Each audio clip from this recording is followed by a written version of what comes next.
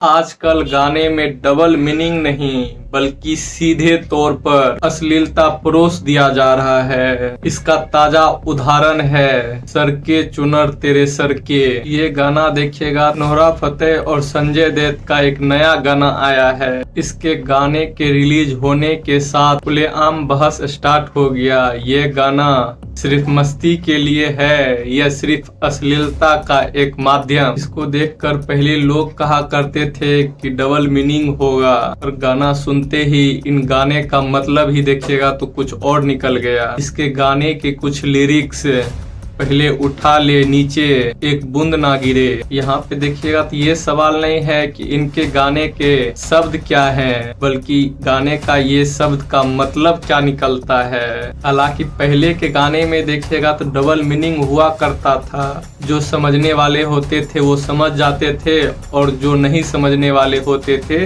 वो गाना समझकर सुन लिया करते थे। लेकिन अब सब कुछ इतना सीधा और स्पष्ट हो गया है कि किसी को समझने का जरूरत ही नहीं है। आप ऐसे समझिए, जो बात पहले इशारों में हुआ करती थी अब वो चीज खुलेआम बोली जा रही है। देखिएगा तो पहले के लोग कहा करते थे सिनेमा हो गया, संगीत हो गया, ये सब समाज के आईने के दर्पण समान होता है। लेकिन जब आईना ही गंदा हो जाए तो उन पे दिखने वाले का तस्वीर कैसा होगा। आज के बच्चे देखिएगा, आज के युवा पीढ़ी ये सारे चीज देख और सुन रहा है। अब गाना में भी इस तरह का सीन और भाषा होगा तो आप उनका असर उस तरह का ही आने वाला समय में होगा। इसी तरह से धीरे धीरे ये सारे वर्ड देखिएगा तो नॉर्मल हो जाएगी। यही देखिएगा तो सबसे बड़ी चिंता की बात है। अब तो सवाल ये उठता है कि इसमें गलती किसकी है, गाना लिखने वाले की, ये गाना को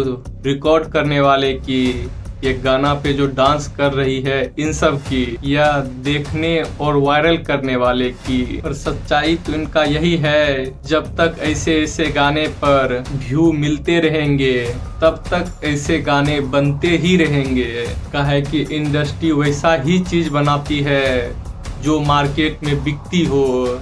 ये फैसला देखिएगा तो हमको और आपको मिलकर करना है, हमें क्या सुनना है और क्या नहीं। हालांकि इंटरटेनमेंट जरूरी है, लेकिन इनकी एक सीमा भी होनी चाहिए। हालांकि अगर हम अपनी पसंद को बदल दें तो उम्मीद है कि ये कंटेंट भी बिल्कुल बदल जाएगी। पर पहले तो हम अपनी पसंद को तो बदलें। ऐसे ही गाने पे व्यू मिलते हैं, इस कारण से ऐसे ही गाने बनते हैं। और इन चीज को बढ़ावा देने के लिए इन बॉलीवुड का तो एक्टर हियर्स तो बैठा ही हुआ है, और हमारे सेंसर बोर्ड का तो कोई कहना ही नहीं है।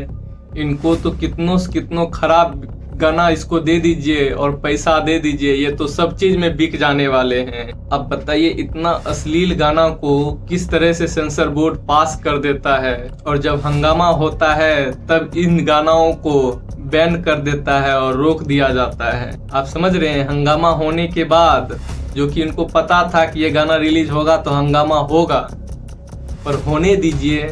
उसके बाद कहे कि हम सब इस चीज में उलझे रहेंगे ना, तो सरकार के लिए फायदा का चीज है। उनको यही सब चीज में हम सबको उलझा के रखना चाहता है, जिस वजह से हम शिक्षा हो गया, बेरोजगारी हो गया, सड़क हो गया, वर्तमान में जो petrol diesel LPG gas cylinder का दाम बढ़ रहा है, इस चीज पे हम सब बात ना करें। नहीं तो हर कोई जो पहली नजर में इस गाना को सुनेगा समझ में आ जाएगा कि गाना क्या कह रहा है और इस गाना को सेंसर कैसे इजाजत दे सकता है। पर आप क्रोनोलॉजी समझिए इनके टर्म को, ये चाहता ही है कि अभी सब आदमी इसी चीज की बहस में लगे रहे। मेन मुद्दा से भटकाने का एक ये जरिया है। बाकी इस चीज पे आप क्या सोचते हैं नीचे कमेंट्स में जरूर दें। वीडियो अगर पसंद आया हो तो वीडियो को लाइक करें और चैनल को सब्सक्राइब कर लें। बहुत बहुत धन्यवाद।